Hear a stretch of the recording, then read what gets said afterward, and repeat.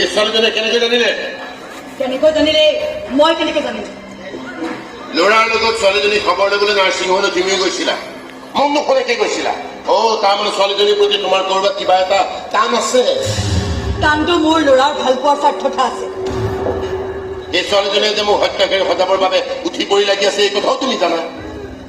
আৰু তুমি ইয়াকো জানা যে তাই মোৰ অৰ্ধনাৰী ৰূপটো ছ'চিয়েল মিডিয়াত ভাইৰেল কৰি মোৰ কেৰিয়াৰ বৰবাদ কৰি যে মোক জেললৈ পঠাব খুজিছে, এই কথাও তুমি নজনা নহয়। এইবোৰ মই একো নাজানো। তুমি জানা, তুমি সকলোখিনি জানা।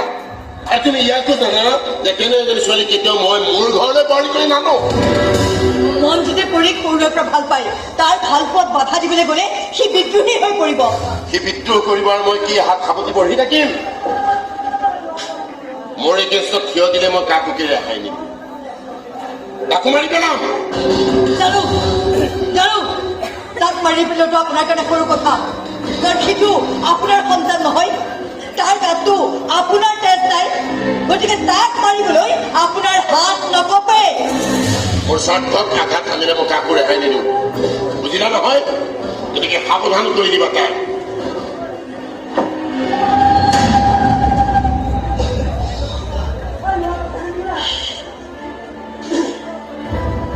তোৰো বেয়া দিন আৰম্ভ হৈ গ'ল। মোৰ ল'ৰাই যদি কেনেবাকৈ জানে যে তই তাৰ বাপেক নহয়, তেন্তে সি এই প্ৰশ্নৰ উত্তৰ বিচাৰি তোৰ সকলোবোৰ গোপনীয়তা উদং কৰি পেলাব।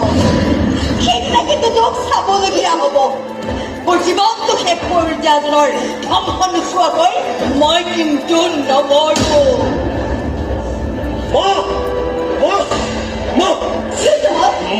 মোৰ দেউতাকো তই মোক কি প্ৰশ্ন কৰিছ? আৰু ইমান দিন তাক মই দেউতা বুলি পুজি আছিলো, আৰু দেউতা মোৰ দেউতা নহয়, আৰু তেওঁতো পুৰুষেই নহয়। আৰু তেনেহ'লে তোমাৰ গৰ্ভত মই কেনেকৈ স্থিতি ল'লো? মন তই মোৰ কেনেকুৱা কথা শুনিছ মোক? সত্য কেতিয়াও লুকাই নাথাকে মা। এদিন ধৰা দিবই নোৱাৰে মা। আৰু লুকোৱা কিয়? মোৰ পিতৃ কোন মা? মই পিতৃ পৰিচয়ে জানো আছে কি? কোৱা মা, মই পিতৃ পৰিচয় জানো আছে কি মা?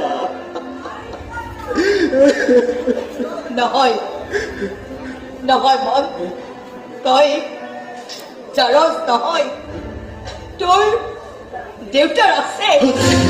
কোন মোৰ দেউতা? মই ক'ব নোৱাৰো ক'ব মই। তই তোৰ দেউতাৰ ওচৰত গৈ যা। আৰে কোনজন দেউতা শুনেন? আজি জানো মই ইমান দিনে দেউতা বুলি বুজি আছিলো, সেইটো যাওক এনে মোৰ প্ৰকৃত দেউতা জানক। এনেকুৱা কিয় মা? কোৱা না, মোৰ প্ৰকৃত দেউতাৰ পৰিচয় দিয়া। কেনেকৈ দিম মন, কেনেকৈ দিম? দিলে যে এফালে কাঞ্চন বৰুৱাই মোক মাৰি পেলাব, তোকো মাৰি পেলাব, কাৰণ তই তেওঁৰ সন্তান নহয়, তোৰ গাত তেওঁৰ তেজ নাই। গতিকে তোক মাৰি পেলোৱাটো তেওঁৰ কাৰণে সৰু কথা। মন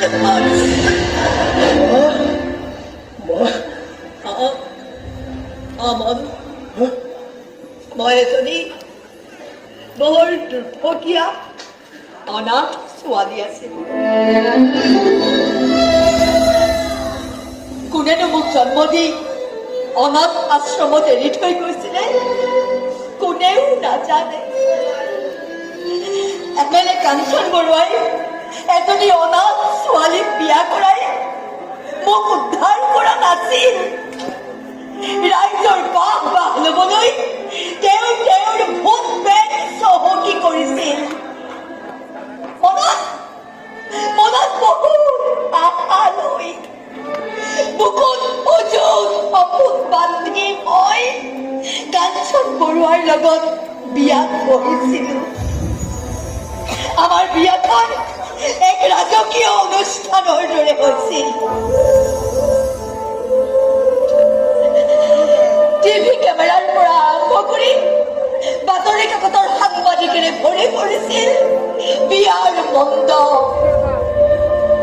অসমৰ ৰাইজে জানিছিল যে ফুলবাৰী সমষ্টিৰ MLA কাঞ্চন বৰুৱাই এজনী অনাথ ছোৱালীক বিয়া কৰাই মহানতাৰ পৰিচয় দিছে। কিন্তু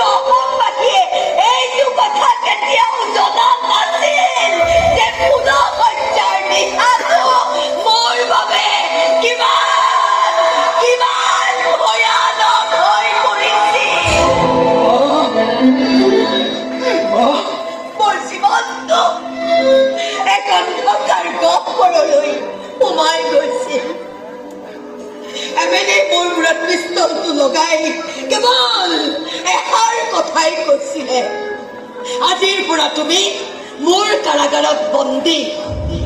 মোৰ প্ৰিয় কণ্ডিশ্যনত তুমি এটা উশাহো নিজাকৈ ল'ব নোৱাৰিবা।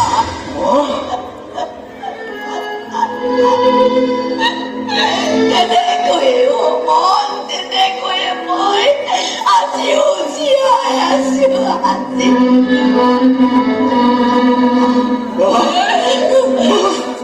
ইমান কষ্ট জীয়াই আছে আমাৰ। তোৰ কাৰণে মই জীয়াই আছো।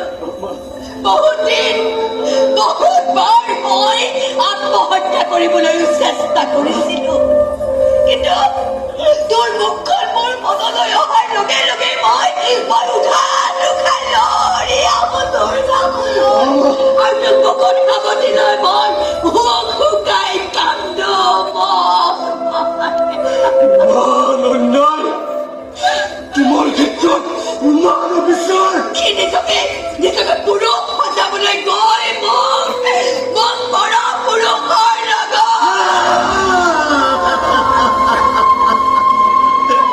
আৰু নকবা মা, আৰু নকবা, মই বুজি পাইছো মা, আৰু নকবা। মই তোমাক কেতিয়াও নুসুধো মা, মোৰ পিতৃক কেতিয়াও নুসুধো। মই সকলো কথা কাঞ্চনপুৰৰ পৰা বাহিৰ কৰিম। মা, তোমাক মই আৰু কেতিয়াও একো নুসুধো। মই কাঞ্চনপুৰৰ মুখৰ পৰা সকলো উলিয়াম, কৰাম। তুমি মা কেৱল এটাই সান্তনা লোৱা। তুমি ইমান দিনে এটা বেয়া সপোন দেখি আছিলা। তোমাৰ এতিয়াৰ পৰা এটা নতুন জীৱন আৰম্ভ হ'ব। সুখৰ জীৱন। তোমাক মই কথা দিলো মা, মই ধ্বংস কৰি পেলাম।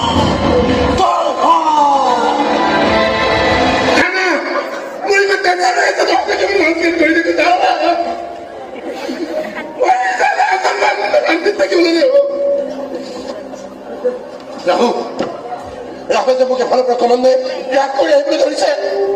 মই কিবা এটা বেয়া ইংগিত পাইছো। মোক ক্ৰমান্বয়ে ত্যাগ কৰি আহিছে ৰাহুলে, কিন্তু মই একো কৰিব পৰা নাই। মই একো কৰিব নোৱাৰিলে নহ'ব। মোৰ স্থিতিক মজবুত কৰি ৰাখিবৰ বাবে মই আৱেগিক হ'লে নহ'ব। বিপদ চিন্তা পাতিছে। মোৰ ল'ৰাই মোলৈ ফোন কৰিছে। আৰে ফোন কৰিছে, ধৰক ছাৰ। নাধৰো। কিয় ফোন কৰিছে? সেই ছোৱালীজনী কিবা কৈছে নেকি? সেই ছোৱালীজনী যদি কিবা কৈছে, নাধৰো। ছাৰ আপুনি ফোনটো নধৰে কিয়? আৰে বেলেগ কাৰণেতো ফোন কৰিব পাৰে ন।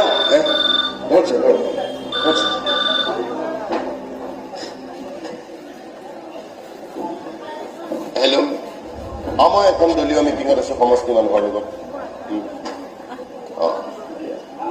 কি মোৰ গেষ্ট হাউচ আহিছে? নাই, মোৰ ইয়াত গেষ্ট হাউচ আছে বুলি ক'লে কৈ থওঁ। কোনো গেষ্ট হাউচ মাৰে কৈছে নাই। গেষ্ট হাউচ মই কলিয়াজাত মই মিটিং কৰি আছো। মঞ্জিতক কোনো কাৰণতে গেষ্ট হাউচত সোমাবলৈ নিদিবি।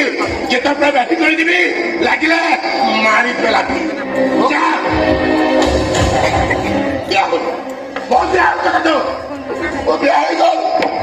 ছোৱালীজনী মুখেৰে যদি মন্দিৰ সজনী কথা গম পাইছে, তেনেহ'লে কি মাকক প্ৰশ্ন কৰিবলৈ তাৰ দেউতাক কোন? আৰু মাকে যদি ৰহস্য ফাদিল কৰি দিয়ে, মোৰ ইমান দিনৰ মান সন্মান কষ্ট চব পানী হৈ যাব। ছাৰ, যদি কৰিছে তেতিয়া কি হ'ব ছাৰ? মৰিব।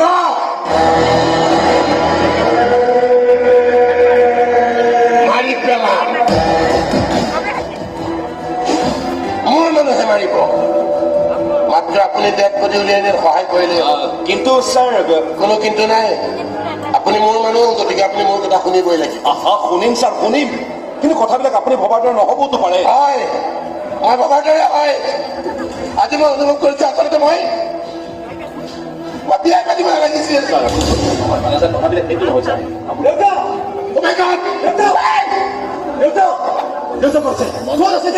তুমি শুনাচোন ছাৰ, ইমান হাজাৰ কথা হৈছে, মাৰপিট কৰিছে মোক। কৰিছে দেউতা, কৰিছে মোক কেলে?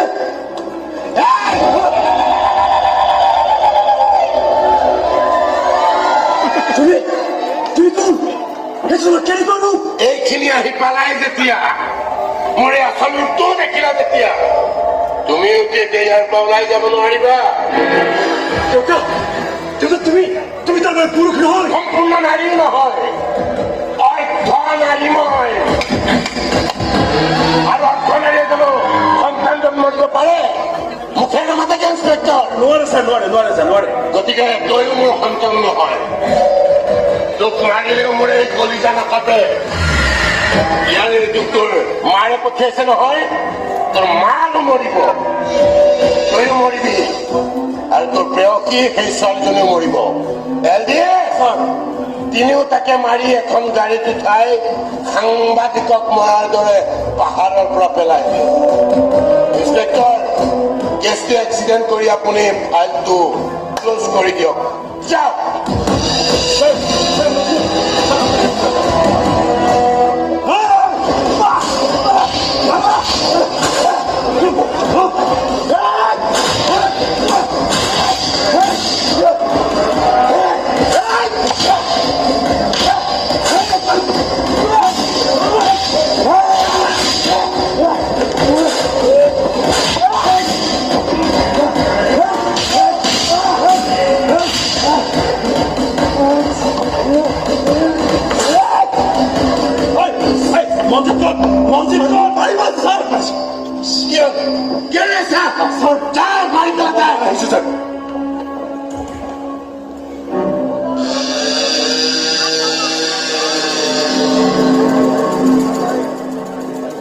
বেয়া হ'ল, বহুত বেয়া হ'ল, নাই এনেকৈ মই নিজকে শেষ হৈ যাবলৈ দিব নোৱাৰো। নিজৰ জনপ্ৰিয়তা অক্ষুণ্ণ ৰাখিবৰ বাবে প্ৰয়োজনত মই মৰা সৰু পাহাৰ গঢ়ি তুলিম, আৰু সেই পাহাৰৰ ওপৰত মই সদায় পুৰুষ হৈ জিলিকি থাকিম। জনমেনে হাত মৰাৰ ধনৰি হৈ মোৰ মান সন্মান শেষ হৈ যাবলৈ নিদিওঁ। সমাজৰ দৃষ্টিত সদায় মই পুৰুষ